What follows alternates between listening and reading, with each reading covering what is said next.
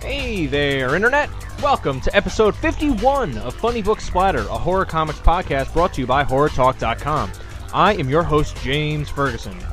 This week's guest is Joel Rose, the co-writer of Hungry Ghosts, a new anthology series debuting on January 31st from Dark Horse Comics and Berger Books. Joel wrote the comic with Anthony Bourdain. It features a Japanese tradition where samurai would light 100 candles and tell scary stories to each other, hoping demons and spirits don't kill them throughout the night. Joel can be found online at joelrosebooks.com. In other news, if you're liking the show, can you help me out by leaving a positive review on iTunes or the podcast app of your choice? It would be super appreciated. Thanks. That is it for news and updates. Let's get right into this week's episode of Funny Book Splatter with my guest, Joel Rose.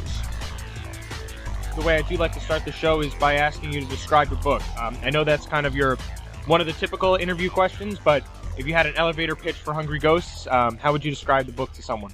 It's inspired by a 17th century Edo period samurai game called Kaidan, which the samurai would gather and they would tell terrifying stories to each other. They would light 100 candles and basically try to scare the piss out of each other. It was a game of one-upmanship. Mm-hmm.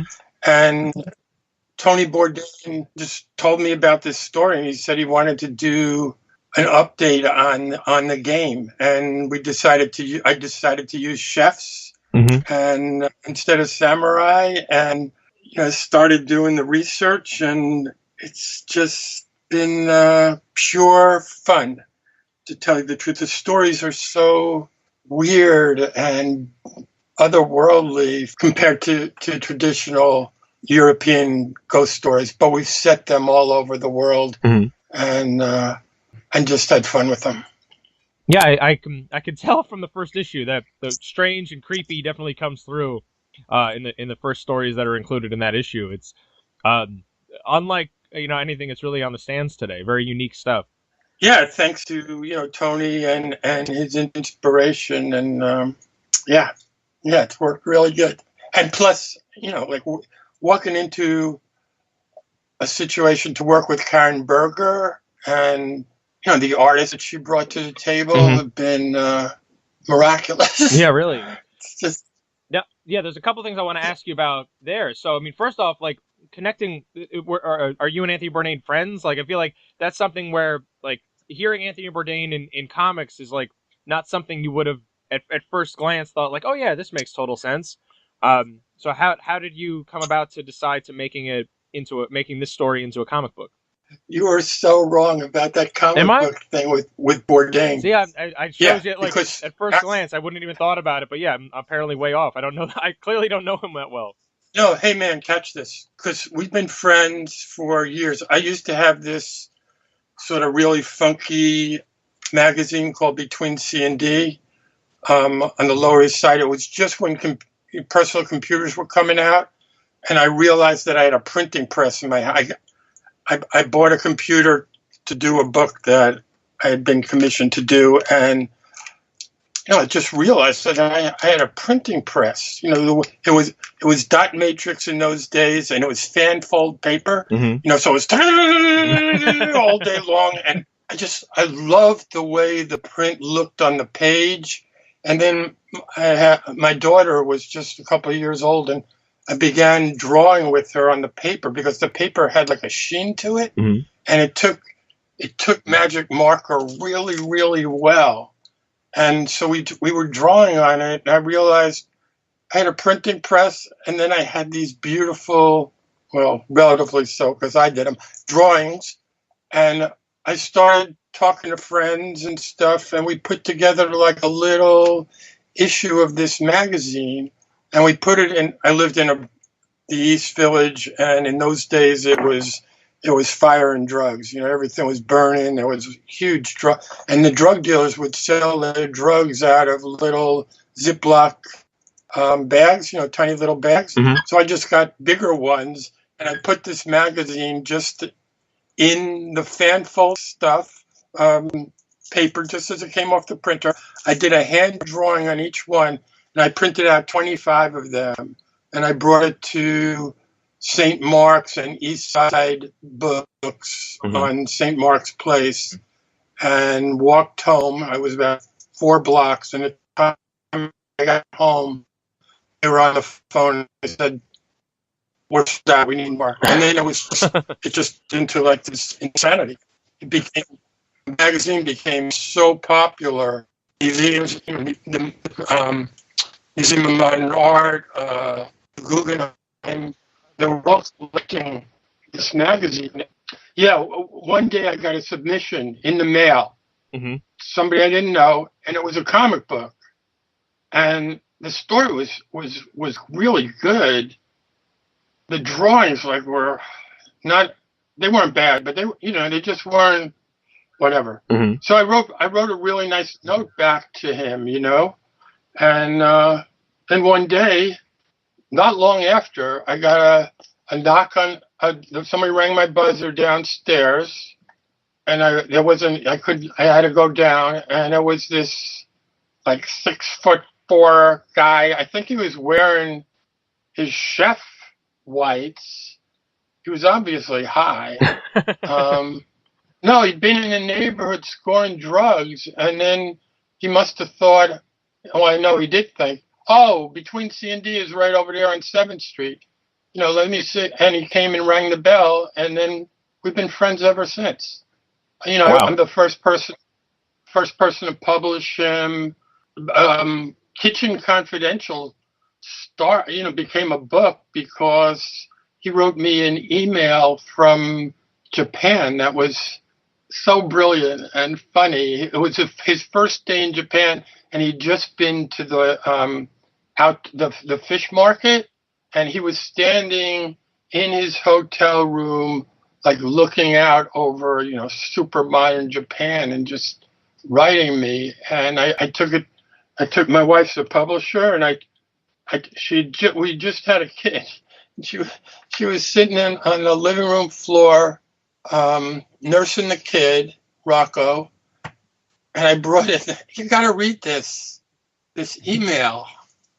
And she, just get away from me. But I made her read it, and then he had just published that piece in the New Yorker. She said, does he have a book in him? And I said, he definitely has a book in him. He has so many stories. And she signed him like the next day. Wow. She called him, I think, in Japan, and offered him a deal, and he had it, and it became Kitchen Confidential, and changed his life. But we've been really good friends forever. And then one day at Thanksgiving, he cornered his daughter was sick. He was going to go home. He cornered me right before. I think he already had his jacket on. And he said, "Hey man, I want to do this comic book about this chef." And I was like, But then he emailed me. He sort of, set it up. And it was so good. And I'd worked at DC, at Paradox Press, and for Andy Helfer, and I wrote to Karen Berger. She just published Incognito, Matt Johnson's book, and I loved it. And I wrote her an email saying how great it was and how much I loved it. And then I wrote her and I said, "Hey, Tony Bourdain and I have this idea for a comic book. Are you interested?" And she said, "Definitely." And that's actually what happened with Hungry Ghosts too. Tony had this idea, and Karen had left Virgo, of course, and she was a dark horse. And I wrote her and I said, "Hey, Bourdain, Bourdain's got this idea for some ghost stories. You interested?" And she said, "Yeah." So it was just deja vu all over again with her. And it's the best place to be, man. Yeah, it sounds it. Like you gotta, and plus to have that history kind of repeating itself there, where it's like, hey, you want to do this again? Like, it sounds like you had a really great time the last time, so let's just do it again. Let's tell more stories. It's been great. It's one of my favorite things to, I do a lot of different, I'm a novelist, and I've worked in TV and movies and all this shit. But working on comics is just, it's a privilege. It's an otherworldly experience. I knew it when I worked on Road to Perdition and History of Violence, and some really great books. But when it's yours and you've written something and you have this certain way of telling a story, but then you hand it over to visual artists and see it coming back to you as pencil, as thumbnails and then pencils and then inks and then color, and having that rapport and handing it off to someone with a different vocabulary than your own is pure joy. It's been pure joy for me. That's great. I mean, I imagine that's such an awesome feeling, especially when you're, this is an idea that was in your head and you scribbled it on a piece of paper basically and sent it potentially halfway across the world. And then sometime later, these pages come out that fully visualize this thing that was just a thought in your mind. It's amazing. It's an amazing, rewarding, because it escalates you in a way that, it's like a cowardly way, because of course I invest to begin, but when I hand it off, I have nothing invested. I'm just like, you're sending something out to someone else to make it better. And it's just been, everything I've done, it's just been made so much better. From a co-writing standpoint, so how do you work with Anthony or Tony to actually plot out the book? Are you kind of kicking around ideas, or are you writing a full script? Are you collaborating when you're actually doing that? We collaborate all the way through. Tell you, in all honesty, with the comic books, the ideas have been his. It was his idea for Get Jiro. It was his idea for Hungry Ghosts. Mm-hmm. So usually what happens is we sit down and sort of hammer out what he's seeing. And then I do a lot of the heavy lifting as far as plotting and stuff go. But we have this way of working where I sort of push it to a point where I want his voice or his insight or his expertise. So I send him that little bit, and then he riffs on it. He always just comes back with like this burst, and then I just apply it to the script as I need it until I need the next burst, and we just repeat it till we have something complete. And then I do an edit and I send it to him, and then he sends me back all kinds of little bits and pieces to fill in, and I use most of it and reject some of it, and do it again, and then we send it off. Cool. Yeah, I mean that tends to make for better collaborations in the scheme of things anyway, because you are bouncing stuff off of each other. Having a co-writer in that case can be really helpful to explore ideas. Yeah, I've worked with other people. In TV and the movies, I've worked with other people very, very closely, and I've learned. Well, every situation is different, but Tony and I we started working together when he wrote Typhoid Mary, and I helped him with Chef's Night Out, the first story that he ever published. We've worked together very closely over the years, and we have a good sort of hassle-free way of working. I mean, we rarely disagree, to tell you the truth. That's awesome. Like that's the best kind of partnerships are. Yes. I mean, conflict is good in some cases, but when you're trying to make something, I guess seeing eye to eye with a lot of stuff will only help. Yeah, I not to say that we don't have conflict. Of course we do, but it's just our conflict is reserved for trying to make the piece as good and as unusual as we can make it. Sometimes my direction might be a little bit different than his. Right, but you have the same end goal in mind. Yeah, we certainly do. Now, this is it. Would you call it a ritual that Hungry Ghost is based on? I know you pronounced it before. Was it the Kaidan? Was that right? Kaidan. I don't know if I said any better than you do. Yeah, I saw like the full name for it, and I'm like, there are too many letters in this. I'm gonna butcher it if I even try to pronounce it. Yeah, but I feel the same way. Yeah. So was this it sounds like this is an idea, like something that had come up. Like I was completely unfamiliar with it before hearing about Hungry Ghosts. It sounds like it's a cool, almost like campfire-esque kind of ritual tradition within the Japanese culture. But what I'm also curious of, so it says they light 100 candles and each one represents a story. So that's a long, potentially a really long night. The first issue of Hungry Ghosts includes 2 stories. I mean, is the goal to write like 50 issues of this and go through each of these? Hey man, if that's possible, of course I would love that. Yeah. But we did 8 stories and there's it's complete. There's a framing mechanism that pays its dividends at the end, to say the least. So these 8 stories are linked. We couldn't be presumptuous enough to think that this could last for 100 stories. Well, but it was great. I mean, the thing is that the Kaidan and Hungry Ghosts are actually 2 different traditions. Hungry Ghosts is Asian festival that's shared through many cultures and in varied iterations, and we just sort of happened on the name because our ghosts were hungry. Yeah. Well, it's fitting with the like your storytellers are chefs. It all goes together there. Yeah, no, it does, and in an unusual way too. Mm-hmm. And we changed the stories from being strictly in Japanese culture to other cultures around the world. Mm-hmm.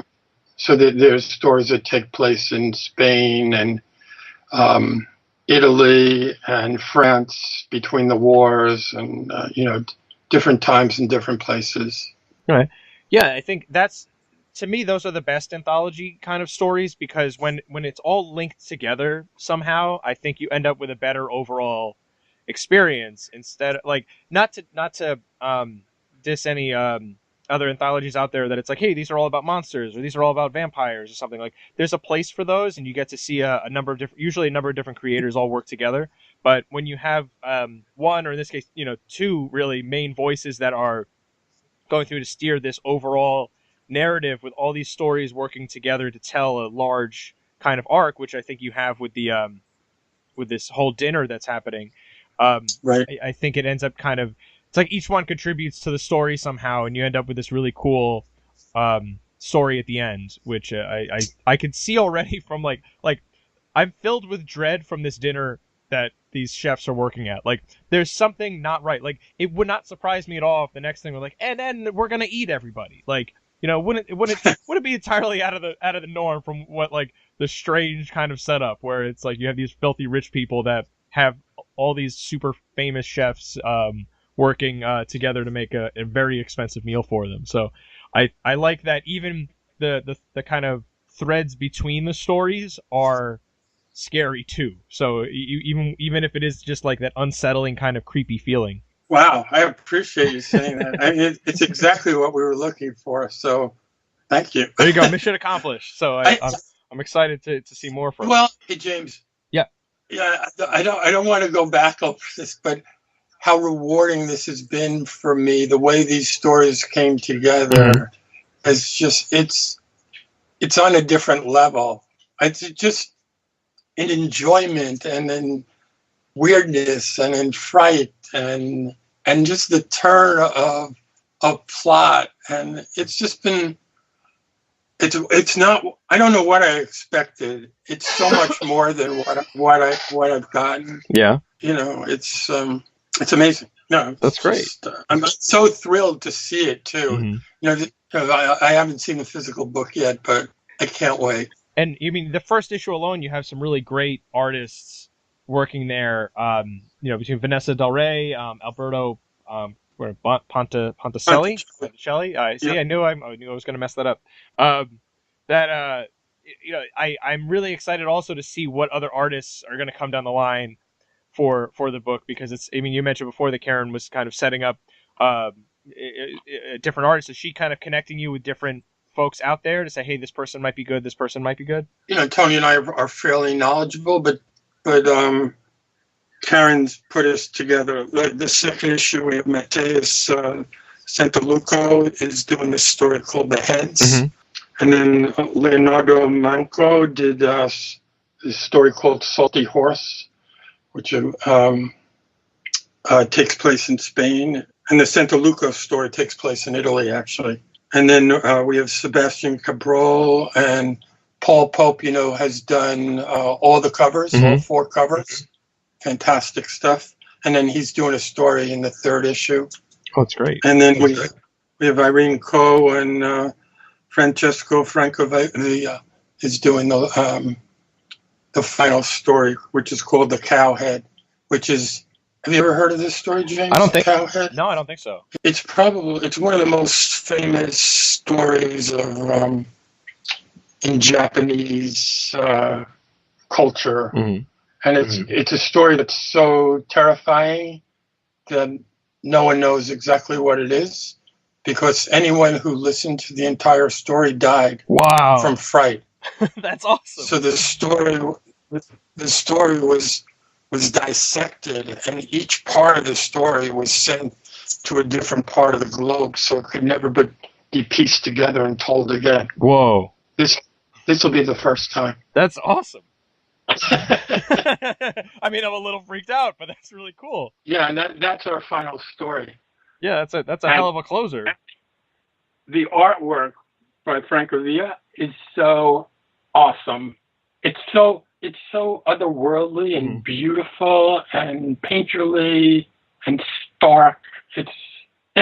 All the artists have taken this in completely different directions.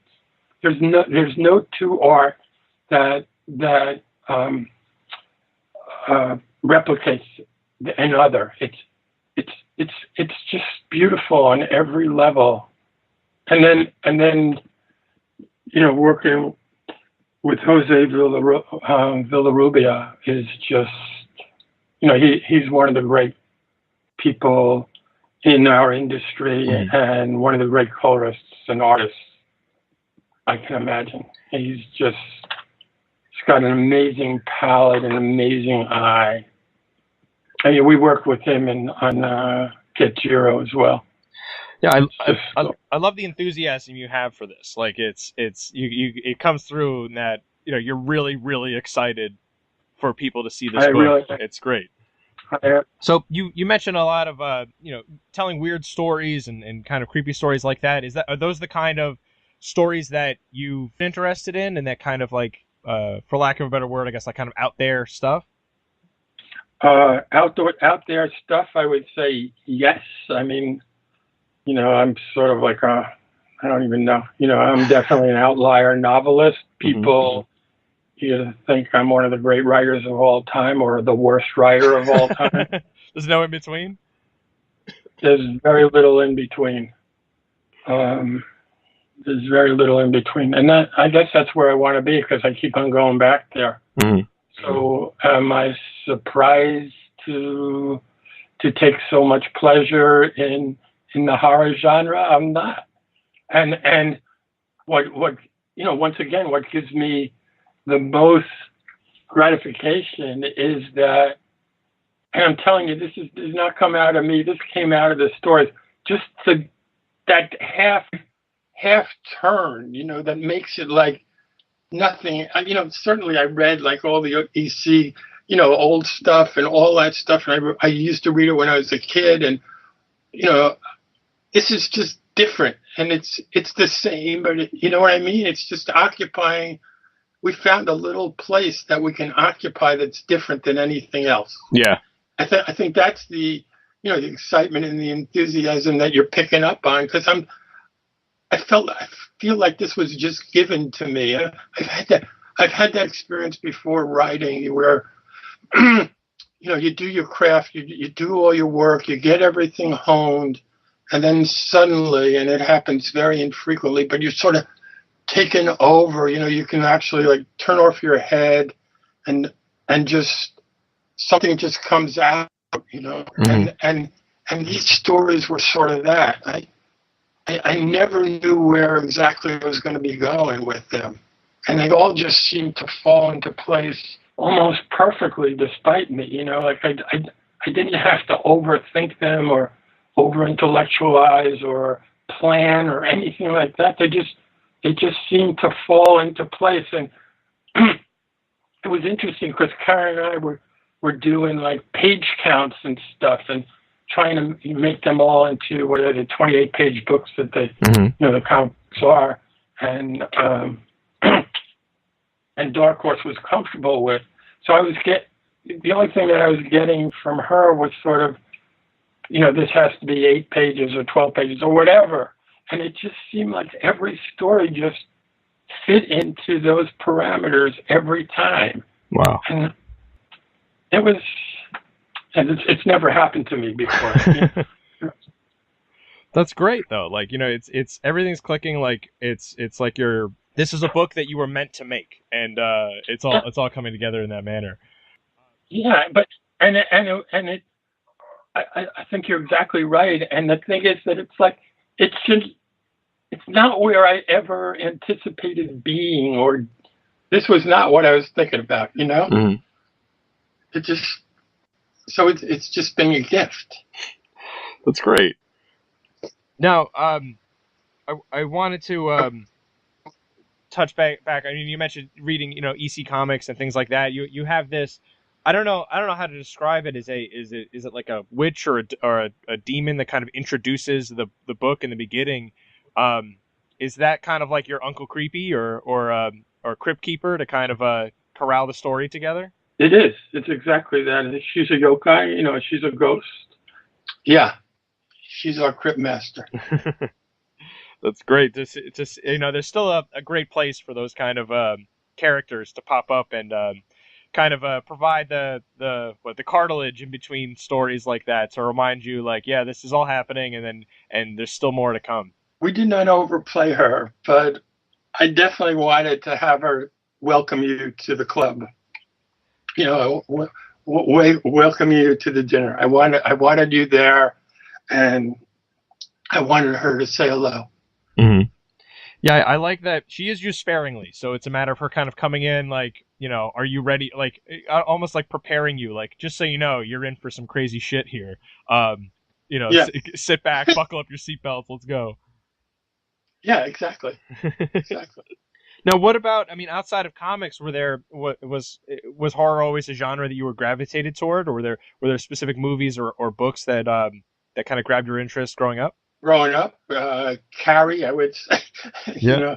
I'm older, man. So, my brother and I used to go down, every Saturday afternoon to all kids in the 50s did. They just went to the movies. Yeah. It was like 35 cents or whatever, and there was, shorts and horror movies, and all the Mummy and all the Blob, all kinds of great stuff. Yeah, the heyday. But the movie that I thought was transitional as far as horror goes was Carrie.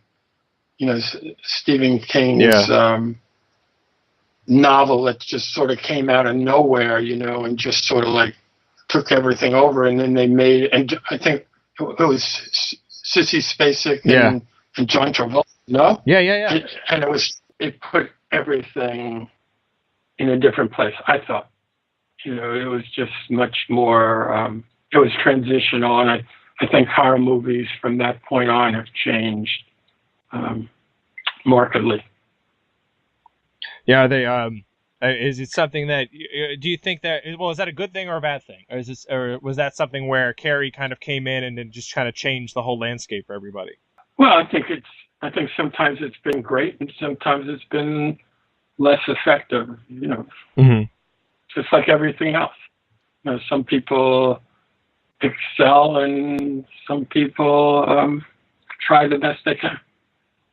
True. Yeah, I think you're always going to end up with some bad apples, but I think there's been a bit of a renaissance in the past 10 years or so as people kind of try different things in the horror genre, and as technology kind of gets more advanced to the point where the barrier of entry from making a movie or a comic or honestly any form of entertainment it gets lower and lower. Like it's anyone with a a smartphone can make a movie of some kind right now. So they're out there making it on whether it's on YouTube or what, but you could do that and kind of get your idea or your creative juices flowing out there. That's fantastic. That's great. I mean, that's what it should be. Mm-hmm. Now the going back to Hungry Ghost there, since this was a Japanese tradition or ritual, was that has the Japanese culture been something you've been interested in before, or have you been to Japan? I have been to Japan. Tony's the one who brought me all this stuff. Mm-hmm. And he brought me Japan, and even when we go out to eat and stuff, we used to go to a lot of different kinds of places, and now it's almost Japanese all the time. And then, so he's made me aware of it, and I loved Japan when I went there. Mm-hmm. It was certainly a change, and I certainly had, I'm a pretty well-traveled person, and I definitely had to make some adjustments. And I would do a lot better the second time, and I would certainly want to go. There's aspects of the culture that are just worthy of so much respect, and the attention to detail, the craftsmanship, the cleanliness of the food, and I don't mean like dirty. I mean like how beautifully it's presented and how fresh and studied it is. Mm-hmm. is astonishing.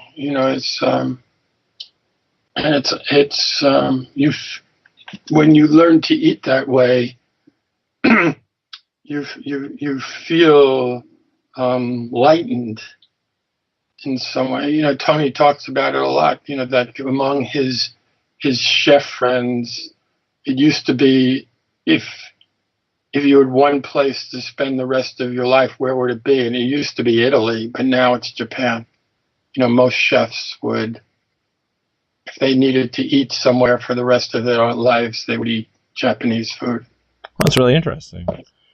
Yeah. Yeah, the Japanese culture has been kind of like percolating for a bit, particularly in the horror genre, I feel, over the past few years, in that there's this wealth of folklore and crazy horror stories that they have in their history that is now kind of coming over the Pacific to us to see, not only with things like like The Ring and movies like that, but your kind of J-horror stories, or movies. But I think in comics now, especially too, are coming through, and it's just like, they have tons of crazy monsters and stuff that we've like barely kind of scratched the surface for, and I'm really excited to see what else kind of comes out of that country when it comes to this kind of stuff, and with books like Hungry Ghost that are inspired by them, with these legends and folklore that they have, that are seemingly just like commonplace there. It's like, oh yeah, of course, these things like the yokai exist and they're out there, but to see them kind of interpreted through whether it's a modern day visage or a Western kind of perspective, it's still really cool, exciting stuff. Yeah, it's all coming from Japanese manga. I mean, go back and for us, it's for English-speaking people. It's Lafcadio Hearn who wrote in the turn of the 20th century and basically cataloged all these old stories and myths. But today, it's all inspired by manga and anime. Mm-hmm. Japanese are just on a completely different level from anywhere else in the world. I think how much of it there is, and of what quality there is, and how unusual it is. I mean, the points of view are not what we are used to. I mean, we've drawn up on that a little bit, mm-hmm. but nowhere near like the work that other people are doing there. Yeah, I think they treat things like animation very differently than we do in the States, and I think it shows in some of the work that comes out of there, because you wouldn't get some of the stories that they've been able to produce in Japan in the States, just because of how we perceive things like animation. Like, while there's adult animation, it's still like, oh yeah, that's cartoons, those are for kids, which is definitely not the case. Like, you could tell really compelling, interesting stories using animation. So we'll see how that kind of stuff continues to evolve, I guess. But well, for Tony and I, it's evolving right now, because Get Euro is in development with Warner Brothers. Oh, that's great news. And Hungry Ghost is in development at Sony. Wow, already? Yeah, both of them. Wow, the first issue didn't even come out. I know. No, it's been astonishing, really.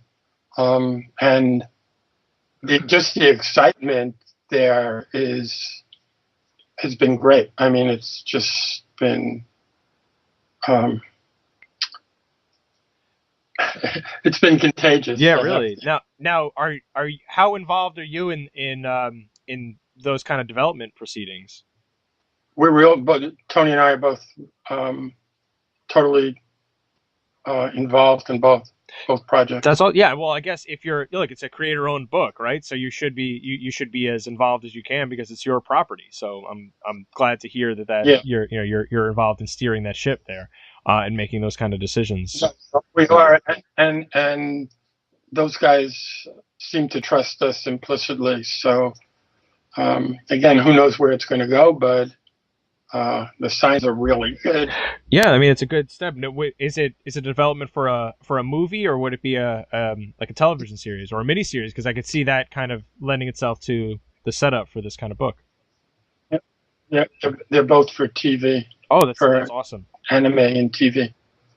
That's great news. I'm even more excited to see where you can take this book, because they look, the first issue was off to a great start and sets a great precedent. So now to see it interpreted through the lens of a different medium will be pretty exciting. Yeah, totally. Cool. I'm just looking through to see if there's anything else I want to ask you about. You kind of answered everything here, and again, your enthusiasm for this just comes through and so much. So, like, if people weren't interested in this book before, they should be convinced based off of how excited you are when talking about this. I think people will find this a treat. It's a treat. It's it will be pure fun. Yeah, like and fun in as much as you can when people are getting dismembered or brutally murdered, because that's the kind of fun that horror fans like. So I think that kind of speaks to us. No, there's a lot of blood. Yeah. No one will be disappointed. There's a lot of sex too. There you go. So you're scratching every itch. How can you lose? That's it. Yeah. So, Joel, what would be the best places for folks to find you online then? My website is joelrosebooks.com. And I'm on Twitter and to a much lesser. I'm not really into social media that well. Mm-hmm. You're probably better off. I just don't know what I'm doing. You're probably better off in that regard. Yeah. Great, but otherwise, Hungry Ghost #1 debuts at the end of the month on January 31st. So definitely worth checking out. And you said, are you planning for 8 issues? Is that right? 4 issues now. 4 issues now. Oh yeah, 8 stories. That was what it was. 2 stories per issue. Great. So I had a chance to read the first issue, and it's definitely worth checking out for any fan of the horror anthology. Really cool stuff there. So Joel, thank you for taking the time to speak with me. I think that about does it, though. Pleasure. Yeah, that about does it for this episode of Funny Book Splatter. I have been James Ferguson with my guest Joel Rose. You've been listening to Funny Book Splatter, a horror comics podcast brought to you by HorrorTalk.com. We've been bringing you the best in horror since 2002. In addition to comics, we cover movies, TV shows, books, and video games. We've got news, reviews, guest features, interviews, unboxing videos, and much more. Be sure to sign up to Steve's Deals newsletter to increase your horror collection without breaking the bank. Check us out at HorrorTalk.com and at HorrorTalk on Twitter.